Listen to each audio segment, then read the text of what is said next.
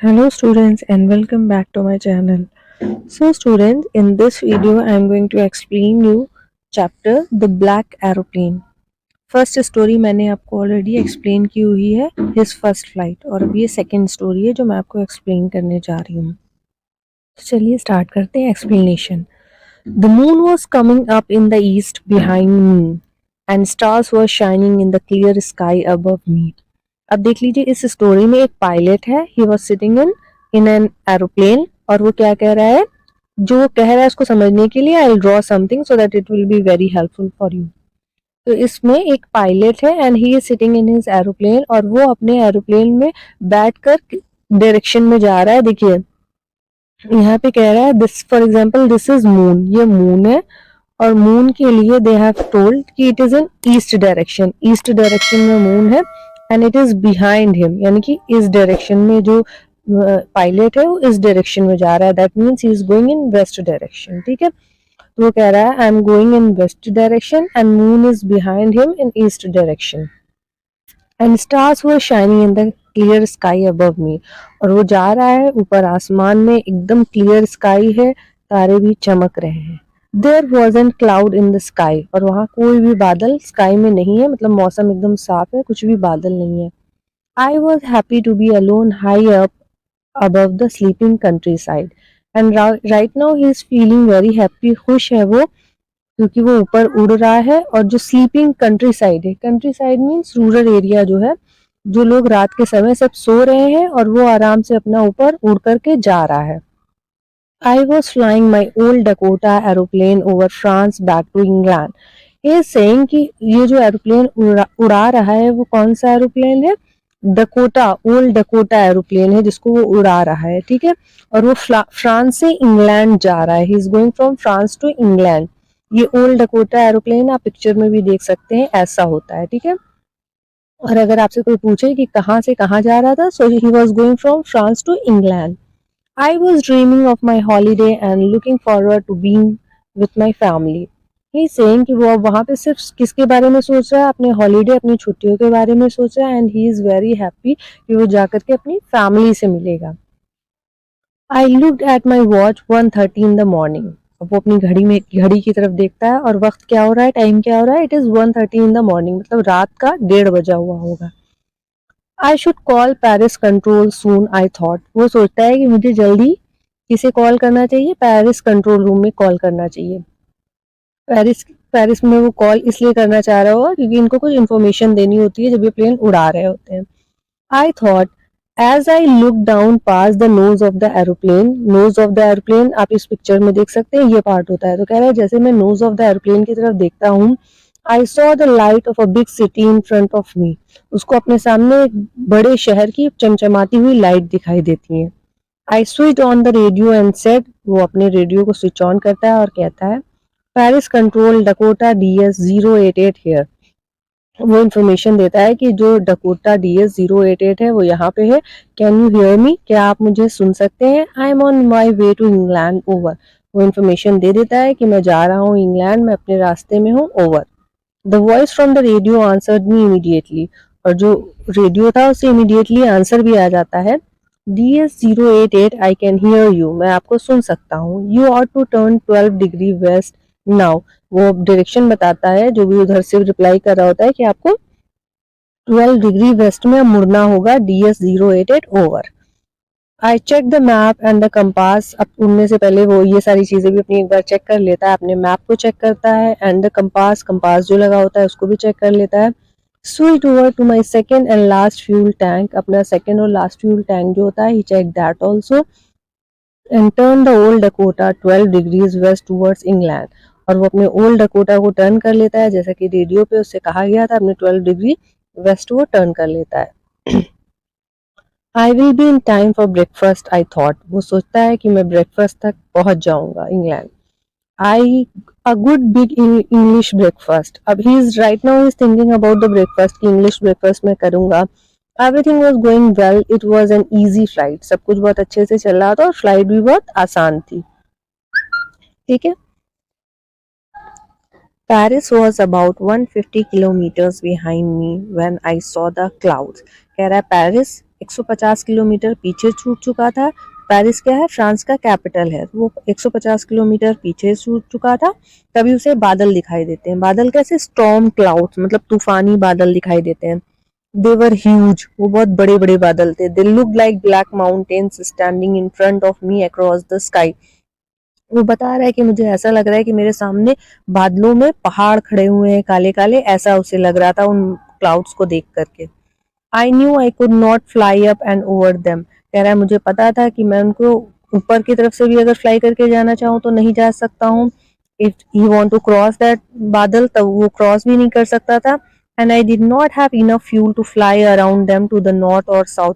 और कह रहा है मेरे पास इतना फ्यूल नहीं था कि मैं नॉर्थ या साउथ में जाकर के फ्लाई कर सकता। अब इस चीज को मैं आपको ऐसे बता दे रही हूँ कि आप सोच लीजिए कि यहाँ पे ये एरोप्लेन उड़ा रहा होगा, तो ही सेइंग कि ये बादल हैं, क्लाउड्स हैं। तो कह रहा है मेरे पास इतना भी फ्यूल नहीं था कि मैं ऐसे क्रॉस कर लूँ, इतना भी नहीं था कि ओवर क्रॉस कर लूँ, या ऐसा चाहूँ कि मैं नॉर्थ या साउथ डायरेक्शन से इनको क्रॉस करना चाहूँ। So he don't have that much fuel, तो इसलिए वो ऐसा कर नहीं पा रहा था वहां पर।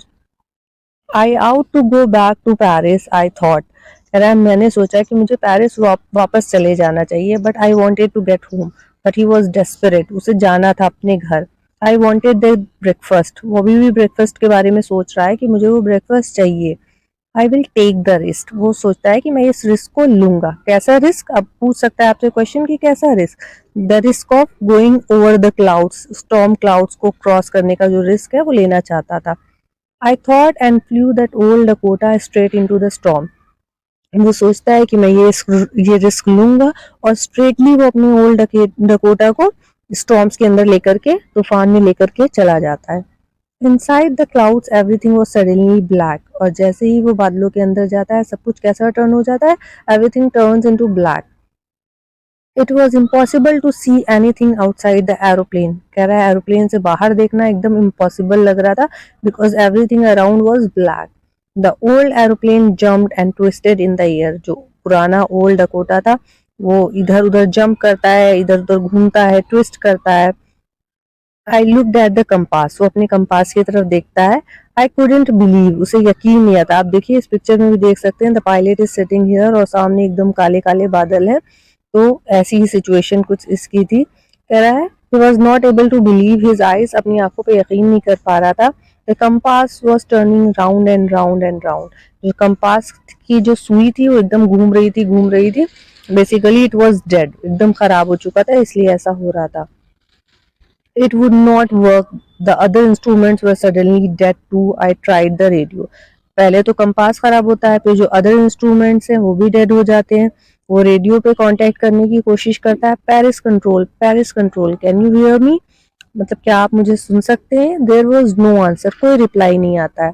The radio was dead too, radio भी खराब हो चुका होता है। I had no radio, no compass, and I could not see where I was.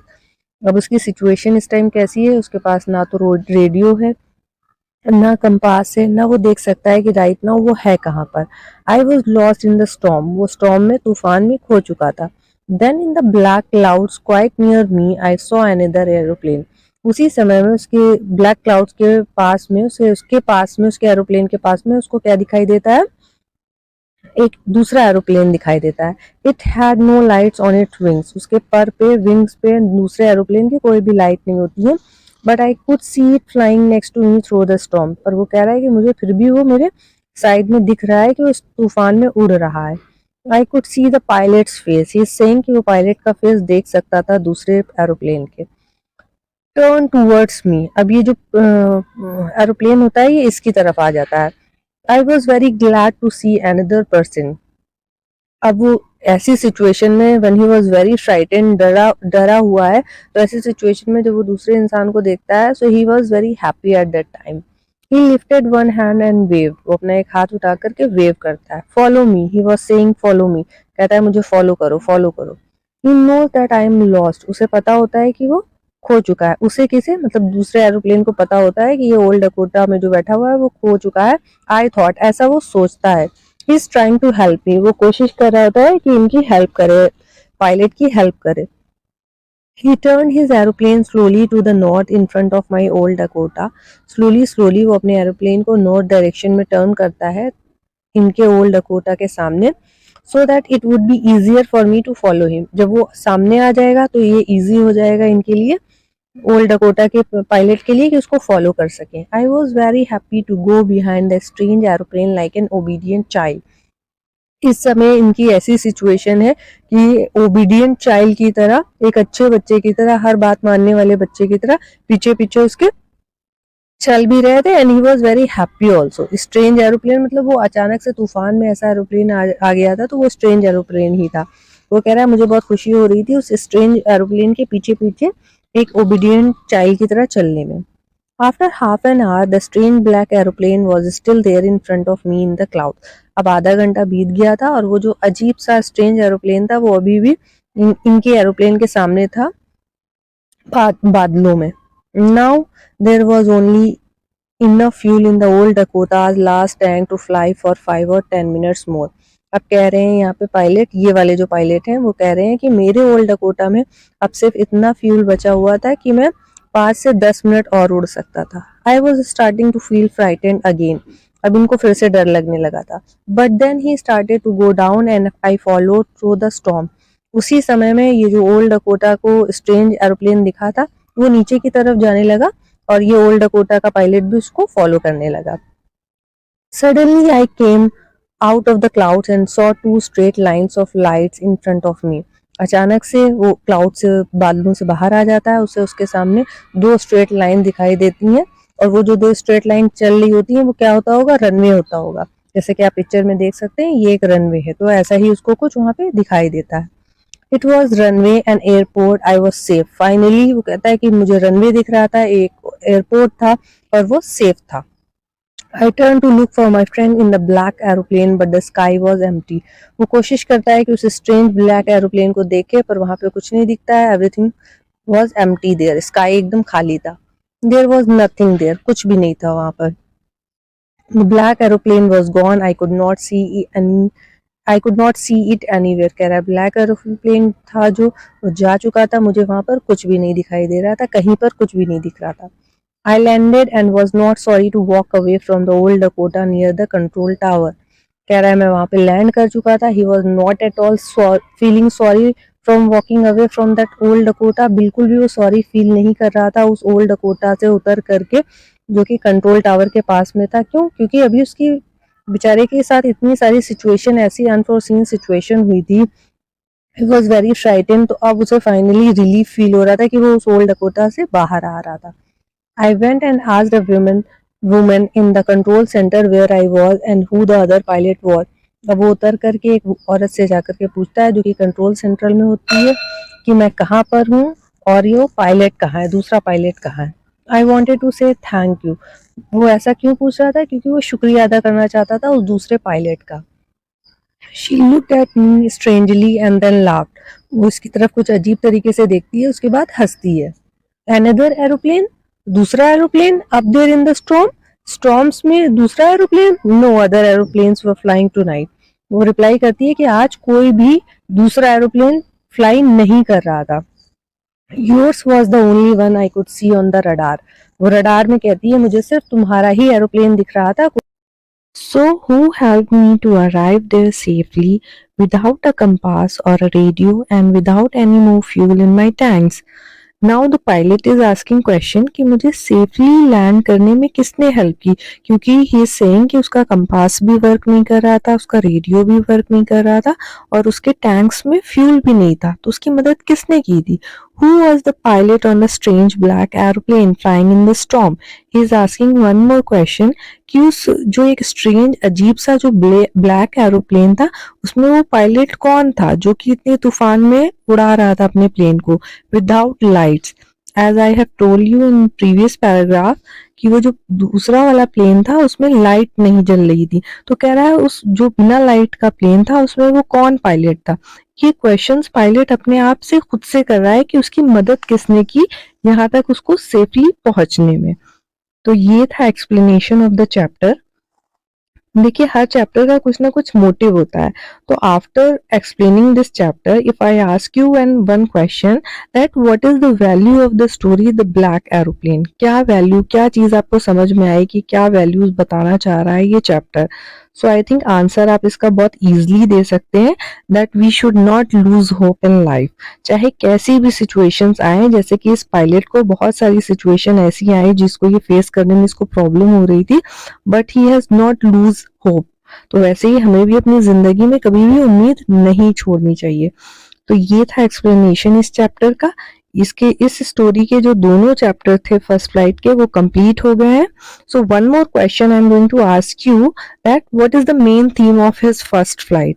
मतलब कुछ थीम होता है ना हर चैप्टर्स का, तो इस चैप्टर का मेन थीम क्या था? This is your homework. आपको इसको आंसर लिखना होगा, कमेंट्स में लिखिए या अपनी नोटबुक में आप इसका आंसर लिखिए, पर जरूर लिखिएगा कि इसकी थीम क्या है इस चैप्टर की, फर्स्ट फ्लाइट की। तो ये था explanation of this chapter. I hope कि आपको ये एक्सप्लेनेशन समझ में आया होगा, और अगर समझ में आया है एक्सप्लेनेशन, तो please like my channel and share it with your friends also. Okay, so bye everyone and take care.